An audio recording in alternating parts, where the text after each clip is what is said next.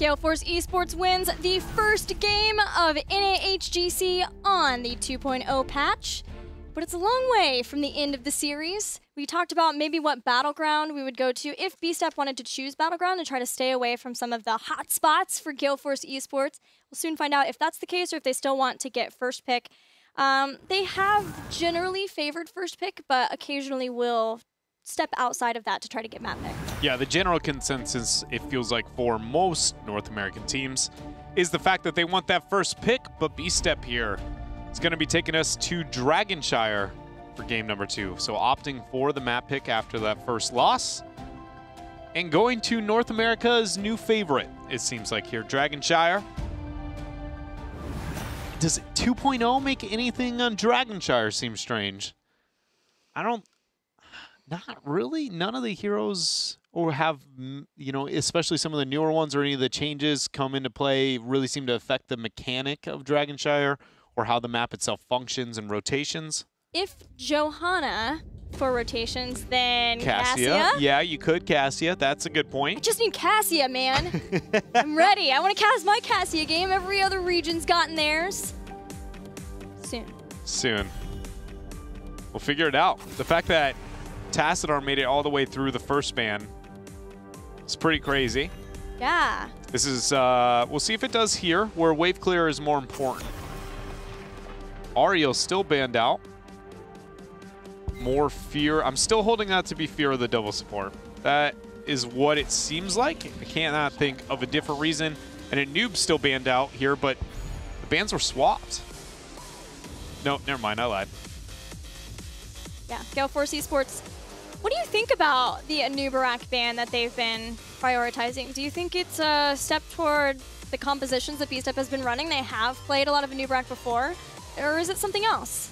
Well, like in this scenario, it's hard to judge, right? Because it's like, it's on, the fact that we're on Dragonshire and going with the Dahaka means like, I just wanted a solid top laner and a global. He's just so well-rounded to the map itself that it just feels harder to measure.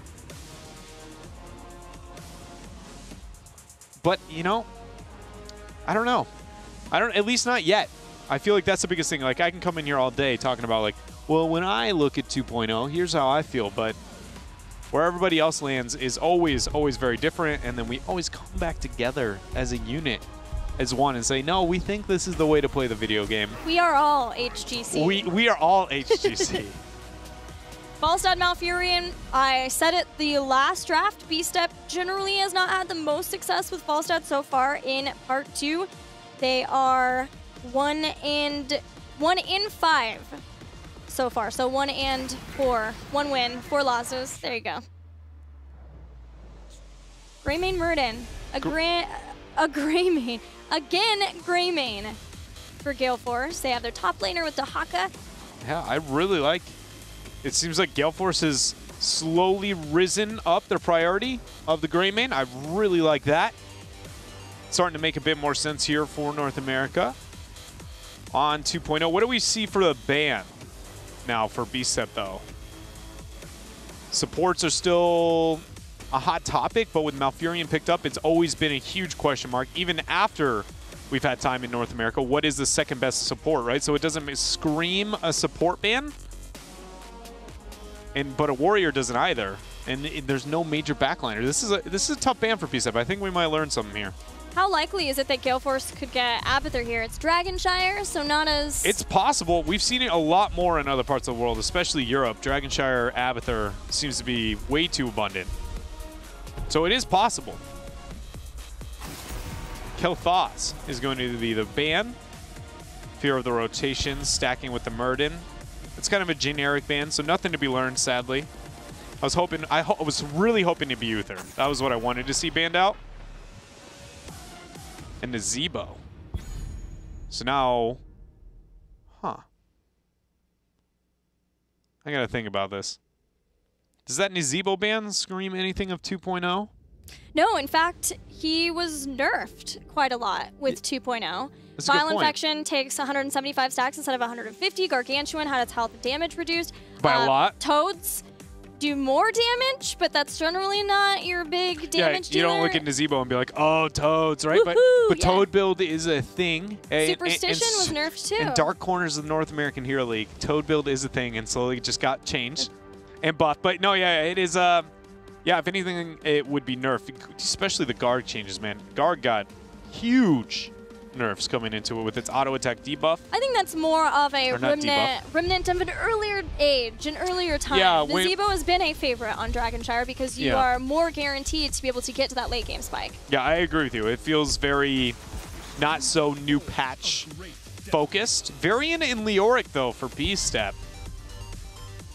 Gonna have a solid Leoric 1 versus 1 into the Dahaka. Dahaka just flat wins that matchup.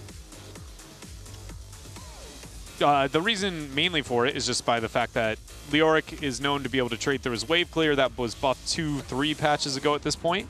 But then the fact that he drains, he can trade very well, but Dahaka can burrow and actually break the chain, which suddenly removes all healing.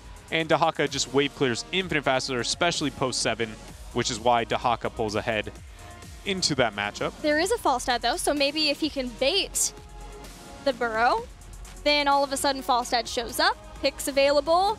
B-Step can give Gale Force a taste of their own medicine because I guarantee you they're not happy. K1 Pro is not happy with how many times he got picked off last game. Yeah, he definitely cannot be. But there is less of a dive composition here for Gale Force in game number 2. Where are they going to go with the last 2 picks? Please give me an Uther. Just thank you. There he is. He's here. All right. It's my boy, Uther. That makes me really excited. I have so much to say about this game Let's go, do it. I was going to wait for the last pick because you're going to hear me talk way too much about I hear that anyway. Talent tiers at level 7 for Uther now and how they work with Varian compositions.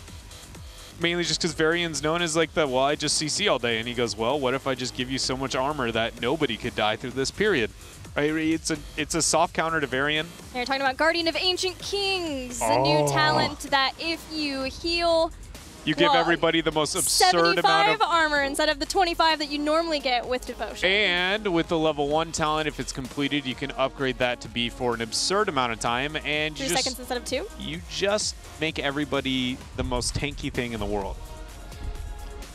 He does have trade-off, though. Do you give up Redemption to be able to stack it twice, though? Ultimate question. No. Okay. I don't think you do. You just broke my heart.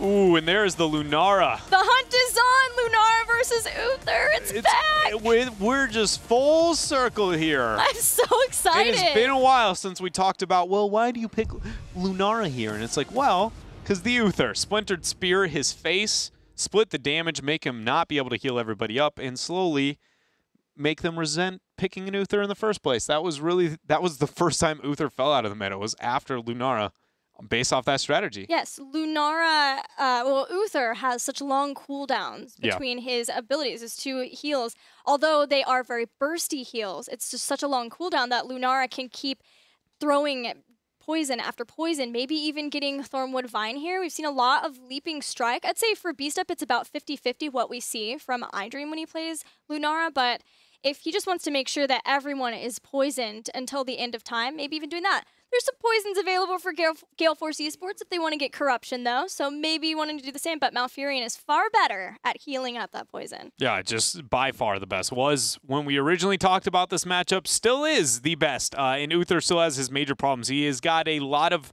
really good things going for him now with his new rework, but a lot of the same core problems, you know, core design problems when it comes to that matchup against the Lunara here. So it will be still a struggle for that of Gale Force eSports, but I feel like a lot of their comp is very safe, very well-rounded for the map, and they're going to be comfortable here on Dragonshire. Greymane Uther versus Lunara. We're back to the Summer Global Championship of last year. Here we go on Dragonshire for Game 2. Oh, so what do we see at level 1? Is it Frisbee? Aquaface? Wave of Light. So this questing talent, you have to damage or heal heroes with your Holy Radiance 60 times, and then you increase the duration of Devotion for a second, putting it at 3. But then also it helps reduce the cooldown and mana cost of Holy or Divine Radiance, Holy Radiance, so that you can try to mitigate that issue of not having your heals up enough. No, I mean, I first of all want to just compliment you on your ability to so accurately break down the benefit of that new level 1. Thank you. But I'm going to follow that with, I heard what you said, but it's as simple as the golden frisbee gets even more golden when it gets finished, you know? That's the only way to look at that W spell out of Uther. It's just a big frisbee. Just hit him with the frisbee, and when you get enough people with your frisbee, it becomes an even better frisbee to throw. Just battle. Dish it out. The value of the frisbee goes up. Yeah. You can show it off to your friends. You can... You brag about that frisbee. You can do a lot of things with that frisbee. You definitely don't give it to Rhaegar, because it's a valuable frisbee. He will just ruin it. Yeah, exactly. Or Greymane. You don't give it to Greymane. Yeah. Just chew it up and spit it out. Talking about spitting out here, if there is a Stormbolt in about half a second, iDream might have lost his life, but he can get right on out there. Hello to Gillian Dread. I don't understand that. G-I-L-L-I-E. No, I do. What is that? It's actually a Silent H version of the ghillie suit there. You know, it's just misspelled, because that's what your name represents, right? Is like a ghillie suit? No? It's an actual gillyweed. So you're trying to tell me that you're literally claiming that I'm weird for thinking at first glance your name represents a ghillie suit rather than a gillyweed, which is a fictional plant created in a really weird story. I'm gonna stop you here because I don't know what a ghillie suit is. Wait, really? But I need one. Wait, really? Now. Just because I'm ghillie. Yeah. You know, like, have you ever watched any military film ever? McIntyre, after that punt, he's just gonna be sweeping his way, walking away, and then fire gets thrown at him. All right, so seriously though, when you dress up in a bodysuit of grass and you hang out in the forest with your sweet sniper a million miles grass? out, you know what I mean? The suit that makes you look like you're a part of your terrain. That's a ghillie suit. I think maybe I knew that, but I forgot. But still, no, that is not what I'm named after. Today you learned. Today you learned. Oh, thank you, camera person that nobody knows who they are. Came up here and invisible camera person brought me a picture of a ghillie suit. That is a ghillie suit. That was an early Dragon Night. It was. What else has been going on this game, Dread? Not too much. One pickoff is really all we've gotten to experience. All right, 4. Uther going for that movement speed. Pursuit of justice. After hitting the Stormbolt.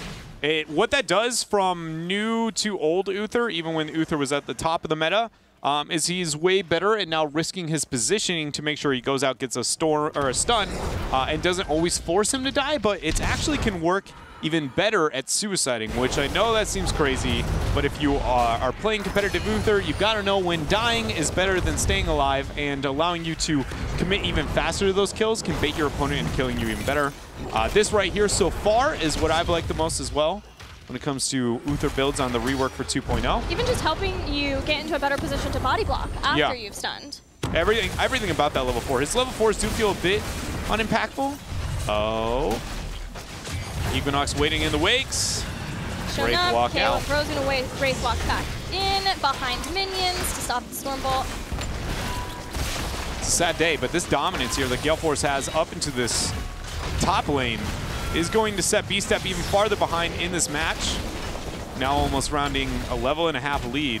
Gale Force is just full control. They're showing no mercy in the series. And we got to remember the fact that when we heard their interview, they put less focus into B-Step than they did even of that of Tempo Storm. They did. I honestly did believe that this would be the match where we saw them potentially struggle. But whatever those issues are, in weeks where they have 2 different people, 2 different teams that they have to go up against, it's refreshing to see them just start out this strongly here, knowing that they did want to focus more strongly. Here comes a fly. Hydra trying to get a kill on Fan, uses his essence, hammering, dropped, but Fan stays alive. Now Equinox is there, trying to be able to slow down K1 Pro as much as he can, throw out some extra damage there. This 3 versus 3 on bottom, the fact that B-Step even can kind of like keep themselves in it, I think is a bit surprising. It really feels like if GFE just decided they were done with it and all in, they might stand a chance, but they're getting outpoked. So like we talked about, Uther into the Lunara. Good Stormbolt over the wall after that Dwarf Toss. Crowing goes in. finishes it off, and that is another kill going over to Gale Force eSports. Amazingly well done from Equinox to dwarf toss over. Find Lunara. She was trying to stay away from the rest of the team, try not to give stacks as well to the Gul'dan Mike Udall. But Gale Force eSports gets their second kill of the game. They again are at a level lead and heading to heroic abilities ahead of B-Step. Things all coming up aces for Gale Force eSports in this early game. Heroic choices for the Uther. I doubt we're going to see anything that is not Divine Shield. Divine Storm's neat and all, but it didn't really see too big of changes, if any. And that is going to be the D-Shield. So I'm got to start talking about it, because this is the thing that makes me the most excited about the Uther rework, is the Guardian of the Ancient Kings. The fact that any person that receives the heal after being stunned, rooted, or silenced will receive 75 armor from his passive. Upgrading that with the level 1 when it's completed, increasing that duration. The 75 armor is just insane, the damage reduction here. So when we keep in mind being stunned, that means anything coming out of Varian, just period, when it comes to a taunt. The Malfurion Root, Twilight Dream, all are tools that will proc Uther into getting that 75 armor. And into a Malfurion matchup, Twilight Dream, you just sit back, play the Uther heal bot, wait for everybody to get Twilight Dream to hit one huge W, and 75 armor should be enough to make up for what that Twilight Dream did in damage. So how does this change what B-Step needs to do then?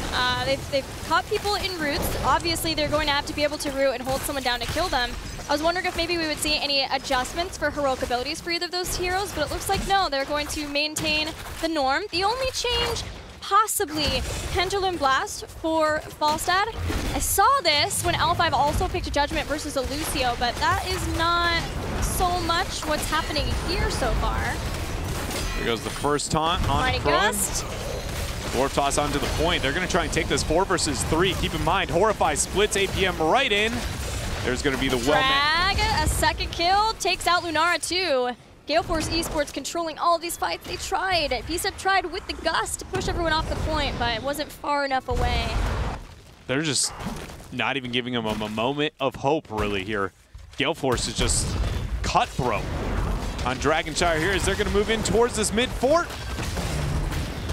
Twilight Dream is still up, and there's still a taunt available for B-Step, with the Wave of Light completing, only making the Guardians at level 7 that much stronger, and just general Uther that much stronger. It's a very big power spike, either talent that you take at level 7, but it's just really, I don't know, it's ever since we knew about this rework, this is the thing I've been the most excited for, is that finally it feels like, at least for the first iteration, Uther is one of the only supports in the game that there is competition with, is Cleanse worth it, right? And I still feel like there's a time when Cleanse is worth it over this talent here, this new Guardian of the Ancient Kings.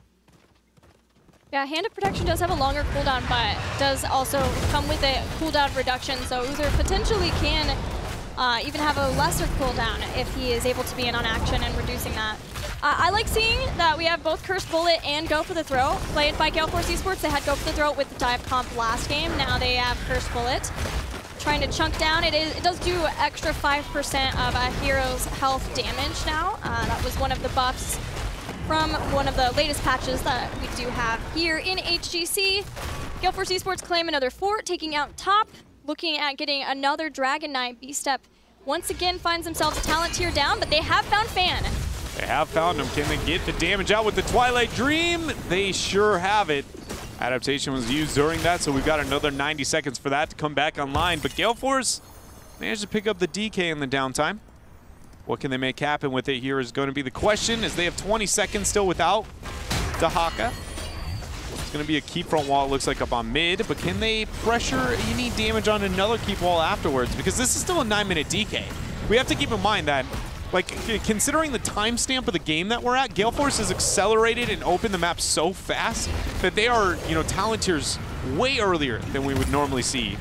Meaning that essentially the Dragon Knight is worth less to them than it is in a normal game. Yeah, we haven't even hit 10 minutes yet. And Gale Force is encroaching on 16. Yeah, that's very rare. Horrify scares iDream the wrong direction. Unless you're iDream, I guess it's about perfect pathing as a normal escape would have taken. Thank you very much for sending me this way. But Gale Force here, we talked about the dominance, the control, the taunt onto Equinox, but with that stat advantage, even with the Entomb, I don't think they've got him. Well, they're trying. Divine Shield's been used too. Dahaka brush talking in on the side. Hearing that, McIntyre in the first flight. Nothing to be gained except for Udall is very split. No Horrify to buy you time. Way far away from Uther even to get heals and stay alive. No way getting back there. So B-Step fighting back in game number 2 just before Gale Force does get 16. This allows B-Step to try to steal away some of the mercenary camps, some of the pressure that Gale Force would be getting with this 16 talents here normally. The Dahaka is soaking up on top has not helped B-Step at all. Just the control up in that top lane. And one thing Gale Force has done in this game that we don't see often, I've often put lack of emphasis on mid and top has been a complaint of Templestorm playing Dragonshire. And Gale Force seems to put enough emphasis in all the right areas for me. The fact that they have not gotten a key front wall and they're still, you know, mid and top fort have both been taken, I think is really well-rounded approach to this map. Just because even though you don't ever win through top, ever, getting that fort removed, Fan, it's going to be fine. Getting that fort removed opens up so much when it comes to vision and just lane manipulation for those late game, you know, Dragonshire dances that we know.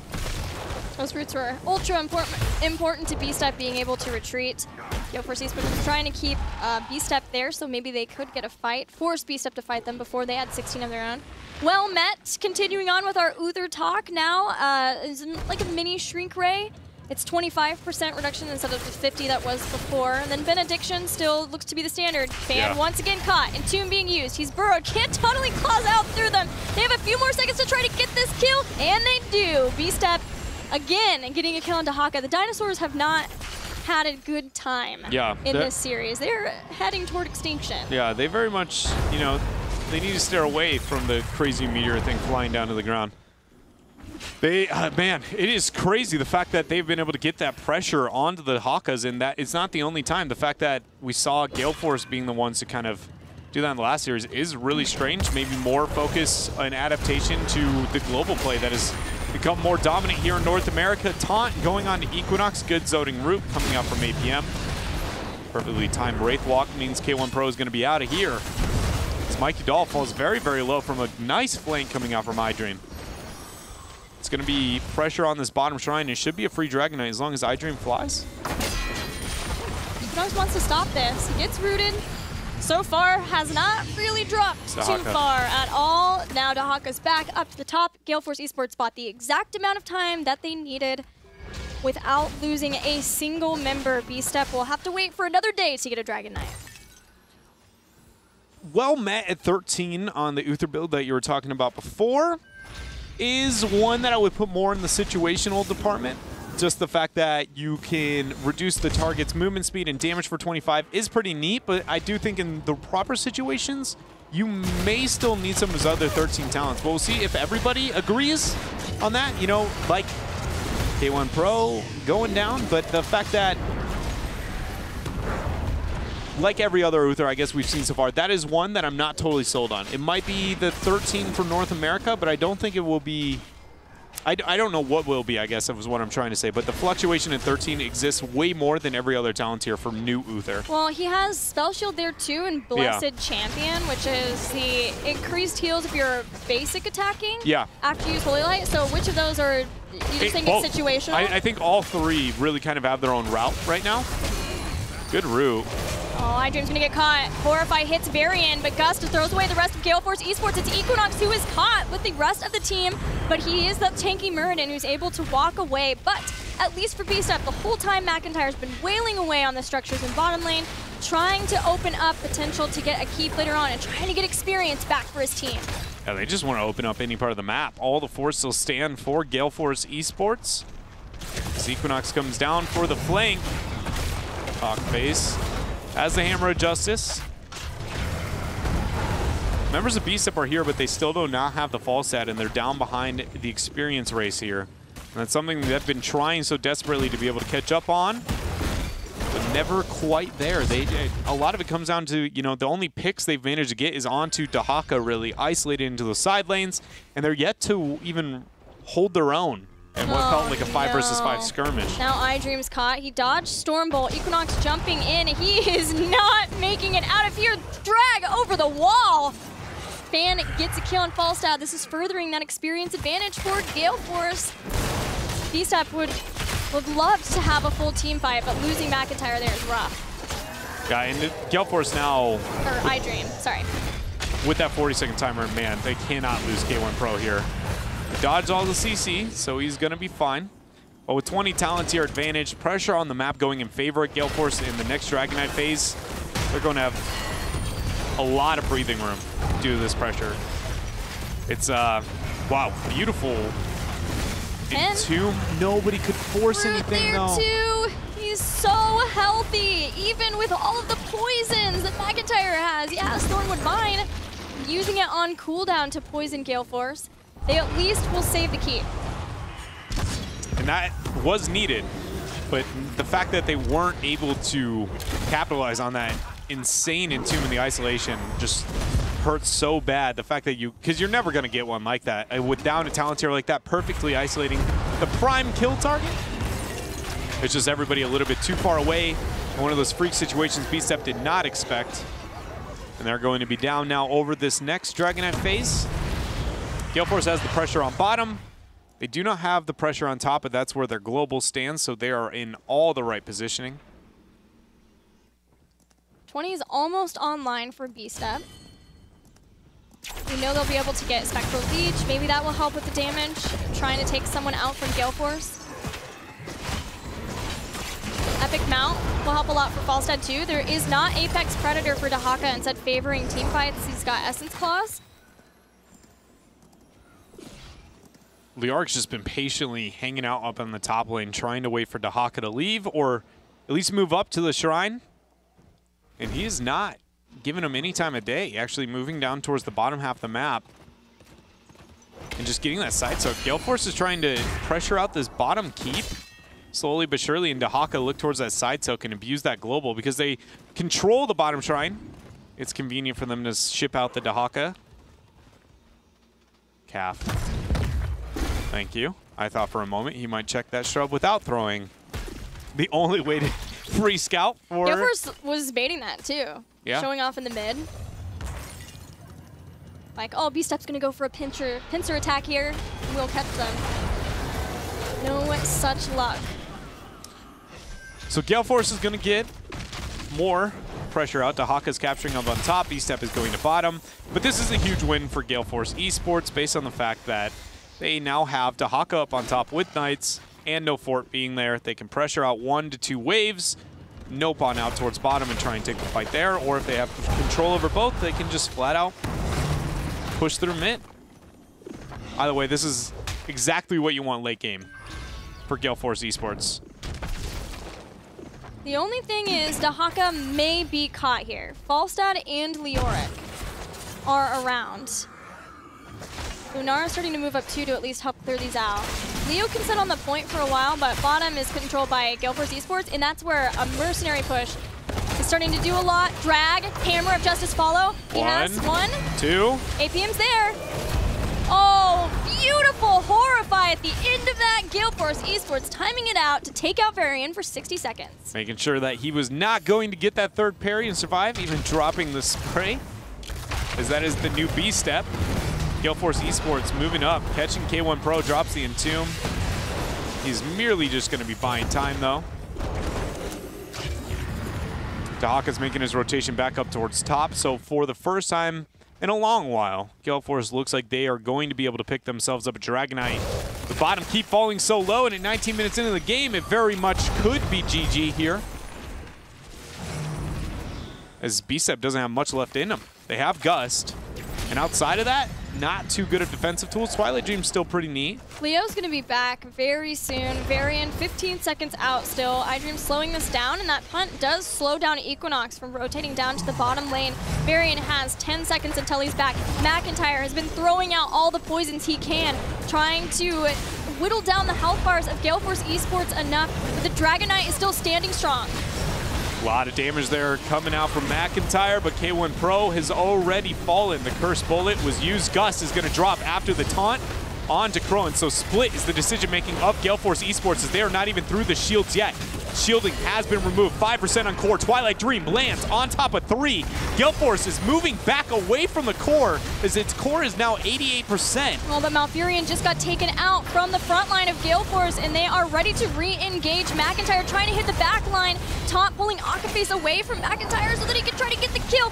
In goes Greymane with Divine Shield. Uther has gone down, but that gives plenty of heals to Gale Force eSports. The core is falling 30% and going down fast 20%. B-Step can't save this. It looks like it will go down thanks to the poison, thanks to the damage of Gale Force eSports. They will walk away with game 2. And a lot of thanks to Akaface there at the very end with dying, allowing him to be able to keep Crone up as long as possible, then coming back to life with the 20 choice there.